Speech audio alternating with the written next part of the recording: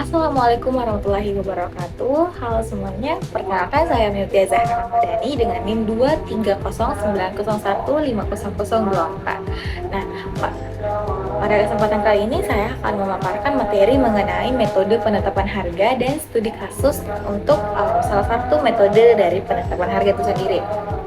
Yang terhormat Bapak Muhammad Qadri Al-Khairus selaku dosen pengampu mata kuliah mikroekonomi dan juga teman-teman sekalian yang sempat menonton video ini ya. Nah, jadi sebenarnya apa sih metode penetapan harga itu? Jadi metode penetapan harga adalah suatu cara atau strategi yang digunakan oleh perusahaan untuk memperoleh atau menentukan harga dari suatu produk, dari barang ataupun jasa yang mereka tawarkan. Nah, dengan tujuan agar suatu produk dari barang atau jasa ini dapat memberikan keuntungan yang lebih atau keuntungan maksimal dari harga keuntungan sebelumnya. Selanjutnya kita akan bahas mengenai jenis-jenis dari metode penetapan harga. Di sini dibagi lagi jadi 4, ada metode berbasis biaya, berbasis permintaan pasar, berbasis persaingan, dan juga metode khusus lainnya. Untuk metode berbasis biaya, dia terbagi jadi 3, ada markup pricing, cost plus pricing, dan break-even pricing. Untuk markup pricing di sini dibagi dua lagi, yaitu markup on cost dan juga markup on price. Nah, untuk metode selanjutnya ada metode berbasis permintaan pasar, yaitu keseimbangan pasar, elastisitas permintaan pasarnya, dan juga penetapan harga berdasarkan nilai pelanggan. Dan yang ketiga ada berbasis persaingan. Nah, untuk metode penetapan harga berbasis persaingan biasanya ada metode penetapan yang berdasarkan harga pasar atau mengikuti harga pasar, dan juga ada penetapan harga yang lebih rendah dari harga yang ditawarkan oleh pesaing. Dan yang terakhir ada metode khusus lainnya, yaitu metode diskriminasi harga, harga strategis atau harga multiple produk, dan juga transfer pricing. Jadi itu tadi beberapa jenis-jenis dari metode penetapan harga, yaitu metode berbasis biaya, metode berbasis keseimbangan pasar, dan juga berbasis persaingan hingga metode khusus lainnya. Nah, selanjutnya ada pula faktor-faktor yang mempengaruhi metode penetapan harga, yaitu ada biaya produksi yang mencakup biaya-biaya variabel dan juga biaya tetap, karena ketika biaya-biaya ini naik otomatis metode penetapan harga juga ikut berpengaruh. Dan kedua ada permintaan konsumen, bagaimana permintaan konsumen terhadap suatu barang, tingkat keinginan konsumen terhadap suatu barang itu sendiri, terus elastisitas permintaan, apakah ketika harga produk tersebut rendah atau permintaan pasar juga ikut naik. Dan yang terakhir ada faktor eksternal, salah satunya adalah kebijakan pemerintah seperti kebijakan regulasi oleh pemerintah seperti pajak ataupun inflasi, sehingga hal tersebut bisa saja mempengaruhi harga biaya produksinya. Terus di sini ada pembahasan mengenai dampak penerapan metode penetapan harga. Nah, metode penerapan harga ini dia berdampak bagi dua hal, yaitu yang pertama bagi perusahaan dan juga bagi konsumen. Nah, di sisi perusahaan tentunya sangat berpengaruh atau berdampak secara signifikan, karena ketika produk yang kita tawarkan itu otomatis memperoleh keuntungan lebih, otomatis pendapatan yang diperoleh oleh perusahaan juga akan lebih, sehingga perusahaan di sini bisa untung. Dan yang kedua dampak bagi konsumen. Ketika harga jual atau harga produk yang ditawarkan di pasaran itu rendah, otomatis tingkat kepuasan atau tingkat keinginan untuk membeli suatu produk tersebut akan meningkat. Dan ini juga sangat berdampak signifikan terhadap konsumen ataupun masyarakat. Selanjutnya di sini saya akan membahas bagaimana studi kasus metode penetapan harga. Salah satunya adalah markup pricing. Di sini saya ada kasus seorang pelaku usaha, pemilik usaha catering, yaitu Ibu Zahra, yang mengalami beberapa kendala. Yang pertama itu dia kesusahan atau harga jual yang ditawarkan kepada pelanggannya itu seringkali tidak konsisten karena tidak adanya perhitungan atau rumus bahan baku yang diperhitungkan. Dan kedua, keuntungan yang diperoleh sangatlah tidak menentu, bahkan pernah mengalami yang namanya kerugian akibat kelalaian dalam menghitung biaya kemasan ataupun biaya transportasi. Seperti yang saya jelaskan di awal, bahwa salah satu faktor mempengaruhi metode penetapan harga adalah biaya produksi. Kapan biaya produksi tersebut naik, otomatis mempengaruhi harga jual ataupun metode penetapan harganya. Yang ketiga, Ibu Zahra juga kesulitan nih dalam menaikkan harga jualnya karena tidak ada atau tidak mengetahui secara pasti bagaimana struktur biaya produksinya. Dan keempat, dalam tender usaha kecil untuk proyek catering kantor, ia seringkala karena tidak dapat memberikan biaya secara transparan dan kompetitif seperti pesaing lainnya. Nah, sebelum masuk ke pembahasan penerapan metode markup pricing, di sini kita harus merinci dulu bagaimana sih biaya-biaya variabel per kotaknya dan biaya tetapnya. Di sini rincian biaya variabel per kotak untuk 200 kotak, di sini ada kesalahan penulisan. Nah, ada komponen biaya sehingga diperoleh total biaya variabelnya 12.710 dan total keseluruhannya 2.542.000 dan biaya satuannya 12.710 untuk biaya variabelnya.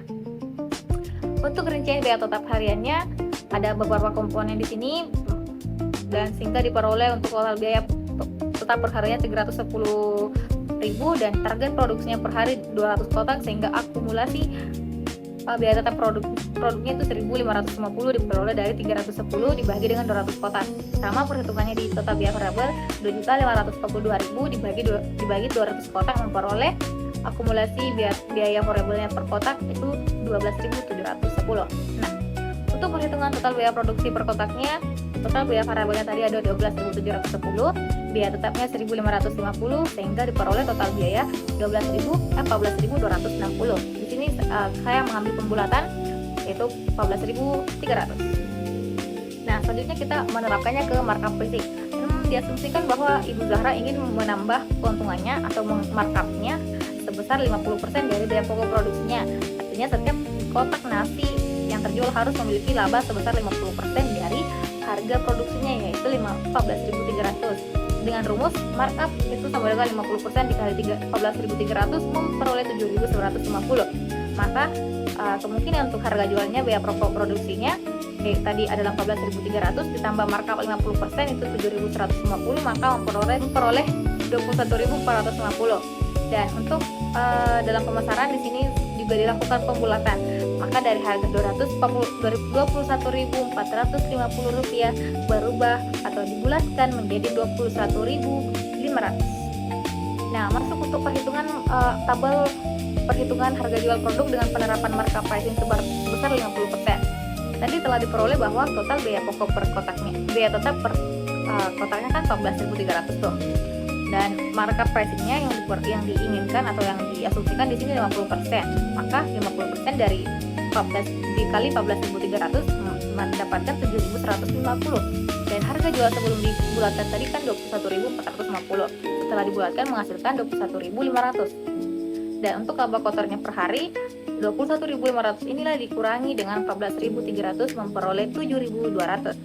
Sehingga untuk margin laba terhadap harga jualnya 21.500 dikali 100% dibagi dengan 7.200 memperoleh 33,5%. Nah, untuk proyeksi keuntungan harian dan bulanannya di sini target penjualannya kan 200 kotak dan laba kotor dari per kotaknya itu 7.200 sehingga ketika dikalikan bahwa 7.200 kali 200 kotak proyeksi untuk per harinya itu Ibu Zahra bisa memperoleh 1.440.000. Namun jika dihitung lagi untuk 1 bulan, diasumsikan bahwa 1 bulan itu dia bekerja cuma 25 hari, maka hari kerja 25 hari ini dikalikan dengan 1.440.000 memperoleh keuntungan 36 juta rupiah.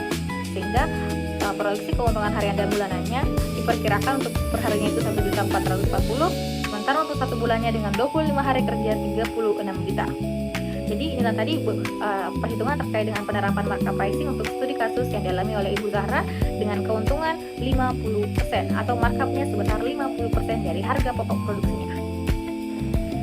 Nah, jadi metode penetapan harga ini sangatlah membantu para pelaku usaha dalam mengambil suatu keputusan strategis untuk menguntungkan usahanya mereka. Nah, tentunya tadi dari studi kasus Ibu Zahra bahwa si markup pricing ini selain memberikan keuntungan tambahan, dia juga bisa memberikan kemudahan yang efektif dilakukan untuk khususnya para pelaku usaha UKM. Nah, agar metode ini tetap kompetitif, pengusaha atau para pelaku usaha perlu secara berkala melakukan perbandingan dari harga hasil markupnya mereka dengan membandingkannya dengan harga yang ada di pasaran dan juga melakukan evaluasi biaya produksi secara berkala sehingga pencatatan biaya yang diperoleh atau catatan biaya tersebut bisa lebih akurat. Dan dengan melakukan evaluasi rutin, maka metode ini, salah satunya metode markup pricing, bisa saja menjadi alat penetapan harga yang sangat andal untuk mendukung keberlanjutan suatu pelaku usaha. Nah, itulah tadi pembahasan mengenai metode penetapan harga dan studi kasus salah satu dari jenis metode penetapan harga yaitu markup pricing. Nah, saya Meutia Zahra Ramadhani memohon maaf bila ada kekurangan kata atau kesalahan kata dan kesalahan informasi. Mari kita semua sama-sama belajar. Saya Meutia Zahra Ramadhani kembali pamit undur diri. Wassalamualaikum warahmatullahi wabarakatuh.